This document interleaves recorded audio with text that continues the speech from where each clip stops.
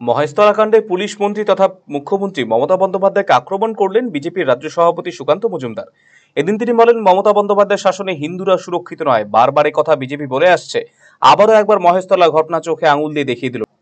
রীতিমতো হিন্দুদের উপর একতরফা আক্রমণ হয়েছে বলে তিনি সরব হলেন সুকান্ত মজুমদার। মেটিয়াবুরুজ সহ বিভিন্ন এলাকা থেকে লোকজন এসে হিন্দুদের উপর হামলা, বাড়িঘরে ভাঙচুরের পাশাপাশি মারধর করা হয়েছে, ছাড় পায়নি পুলিশও বলে উল্লেখ করেছেন তিনি।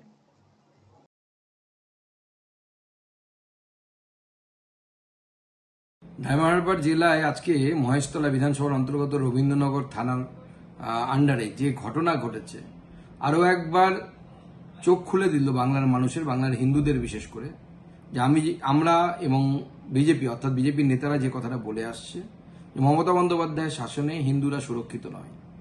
পুলিশ আপনাকে বাঁচাতে পারবে না, মমতা বন্দ্যোপাধ্যায়ের পুলিশ বাঁচাতে পারবে না।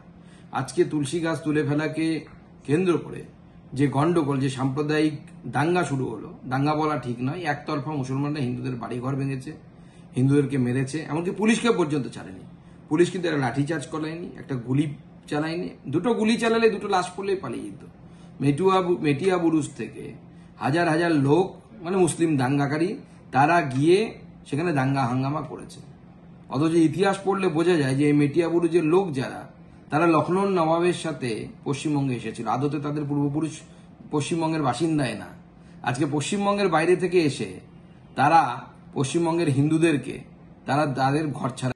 রায়গঞ্জবাসীদের জন্য সুখবর, যারা দীর্ঘদিন ধরে জয়েন্টের ব্যথা এবং হাড়ের সমস্যায় ভুগছেন, তাদের জন্য রায়গঞ্জ দিশারিতে আসছেন আর.এন. টেকর হাসপাতালের জয়েন্ট রিপ্লেসমেন্টে ভারত বিখ্যাত অস্থিরোগ বিশেষজ্ঞ doctor Barun Dutta, MD, DNB. এখন থেকে প্রতি মাসের নির্দিষ্ট দিনে ডাক্তারবাবুকে দেখাতে আজই যোগাযোগ করুন দিশারি হেলথ কেয়ার, উকিলপাড়া, রায়গঞ্জ শাখায়। যোগাযোগ করুন 7477785509, 7477785512 এই নম্বরে।